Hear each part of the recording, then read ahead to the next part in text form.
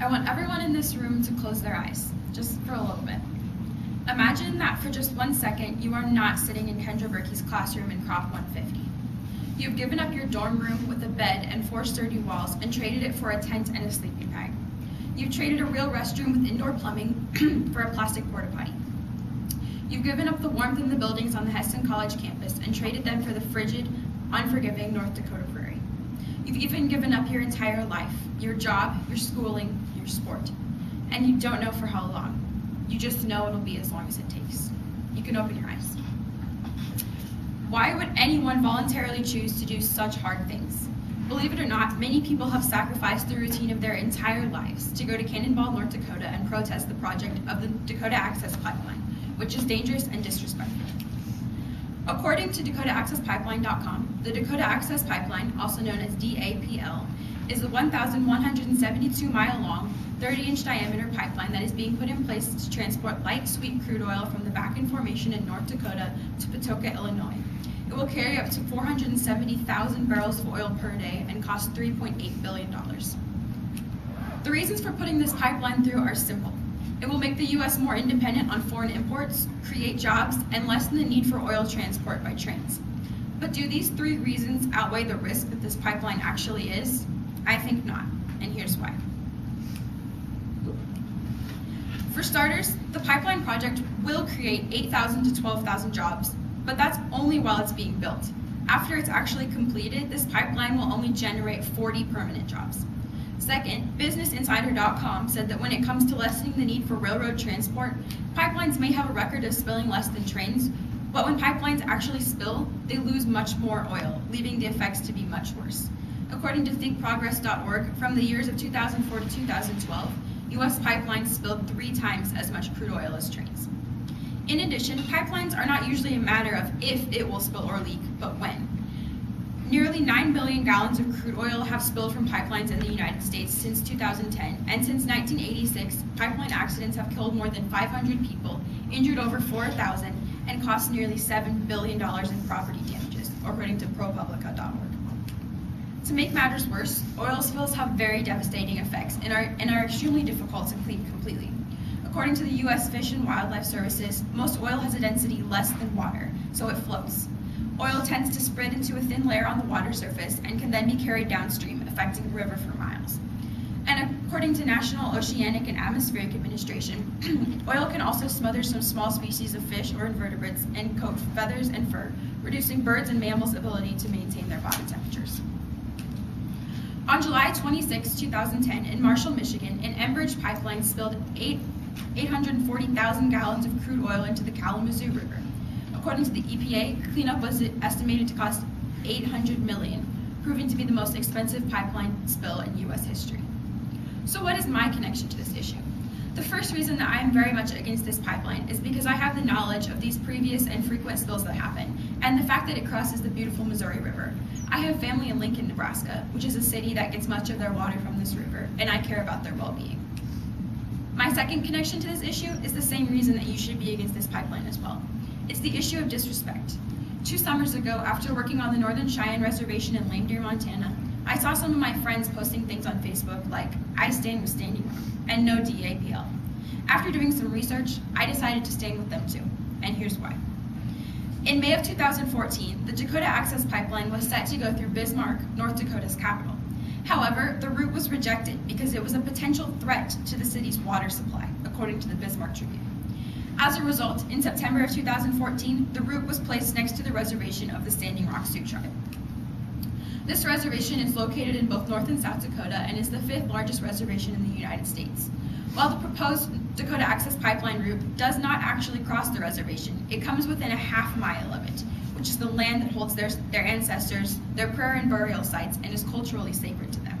Naturally, the Standing Rock Sioux Tribe protested this pipeline and sued the U.S. Army Corps of Engineers, saying that the pipeline would threaten the tribe's environmental and economic well-being and would damage and destroy sites of great historic, religious, and cultural significance to the tribe, according to CNN. Dave Archambault II, chairman of the Standing Rock Sioux Tribe, told ABC News, "It is a very simple concept. We are protecting our water and we are protecting our sacred spaces, for our children and for their children who are not even born yet. We are guided by prayer and we will continue to fight for our people. We will not rest until our lands, people, water, and sacred spaces are permanently protected from this destructive pipeline. Even so, the pipeline project continued, and the tribe reacted by creating the Sacred Stone Camp in Cannonball, North Dakota, which is where nearly 1,000 opposers camped out in protest. According to the New York Times, there were 280 flags flying at the camp that represented the attendance of the 280 indigenous tribes, making it the largest, most diverse tribal action in at least a century. They brought ceremonial pipes, dried sage, eagle feather headdresses, and horses that they ride bareback through the sea of prairie grass. They sleep in teepees, camper trailers, and tents, and they sing and drum by firelight. According to Democracy Now!, Sacred Stone was created to be a prayer camp, and there are no guns, no violence, no drugs, and no alcohol. But despite this peaceful mission to stop the pipeline, protesters were greeted by police who deployed beanbag rounds and pepper spray gas and unleashed a high-pitched siren to disperse the crowd, according to CNN. Up to 141 people were arrested in one day, and it is even said that dogs were released on protesters as well. Okay, so though much of this happened and is happening in North Dakota, which seems like a million miles away from us here in Heston, Kansas, Erica Littlewolf brings the issue a little closer with her testimony. Erica is the Indigenous Visioning Circle Program Coordinator at the Mennonite Central Committee Central States Office here in Newton, Kansas. Erica is part of the Northern Cheyenne Tribe, which is the reservation that I have served at for the past couple summers. As an Indigenous woman, she went to support her brothers and sisters at Standing Rock and protested the Dakota Access Pipeline. Erica said that the camps were peaceful and welcoming, but were also scary, with helicopters and surveillance planes flying overhead and armed vehicles sitting on hilltops. It was scary to travel from the camp to Bismarck. Erica also said this: "I think standing up for Indigenous rights is bigger than just Indigenous people. It's standing up for humanity. As Indigenous people, we believe that we will be the first to be affected by bad water, etc. But eventually, it will affect everyone. We remember our ancestors and continue their journey, and remember those coming after us. We are not only standing up for our own rights, we are standing up for the unborn and the rights of Mother Earth, who speak differently than we do." People over pipelines. Native lives matter. We are protectors, not protesters. Respect Indigenous sovereignty. Defend the sacred. Respect our water. Water is life. And lastly, my personal favorite, honor treaty rights. When I told a friend about this speech and how I wanted to make an impact, he told me to be bold because it is a subject that matters. And he's right. It matters so much. The reason that this last protest picture speaks the most is because of something that most people don't even know about.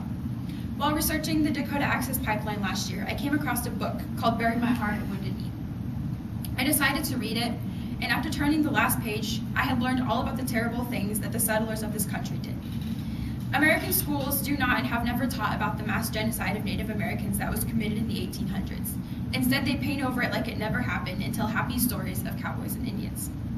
The reason that the Standing Rock Sioux Tribe and other indigenous nations reside on small reservations today is because of something called the Treaty of Fort Laramie, which was put in place in 1868 because white settlers wanted their land. Now, today, instead of trying to make things right, we continue to ignore their pleas and requests. How is that ethical in any sort of way? I remember scrolling across Facebook one day last year and finding a post that hit me hard. If an oil company destroyed these sacred burial grounds, meaning a cemetery, Americans would lose their minds. But when an oil company destroys Native American sacred burial grounds, no one says a word. Let that sink in for a minute. Look at this man. He literally bound his hands to a bulldozer in a non-violent form of protest to stop this project from going through. Look at this camp. These people camped in rain or shine in order to stand up for their indigenous brothers and sisters and protect their water. It is more than clear that they oppose this pipeline. So what can you do to help? Last year, when this was going on, my dad and I wrote to our senators asking them to oppose the pipeline. As my FYE project, I did the same thing and sent a letter to Nebraska Senator Deb Fischer telling her why this project is not right and asking her to do everything in her power to stop it. I strongly urge you all to do the same, and for all the reasons I have just given in this presentation. As your fellow peer and college student, I understand that every single one of us in this room is extremely busy and stressed, especially this week. However, this topic is extremely important, and I believe that we should work together to do everything in our power to make a difference. A few minutes out of your day is all it will take to write down just a couple reasons why you oppose the Dakota Access Pipeline and send it to your senator. To make it easier, I have researched the addresses of senators of each person in this room and put them on papers on that table. For international students, the Kansas Senate can be used. Please feel free to pick up a paper on your way out. If all of us work together to let our voices be heard and take a stand in supporting Indigenous tribes, we can put a stop to this pipeline. Thank you.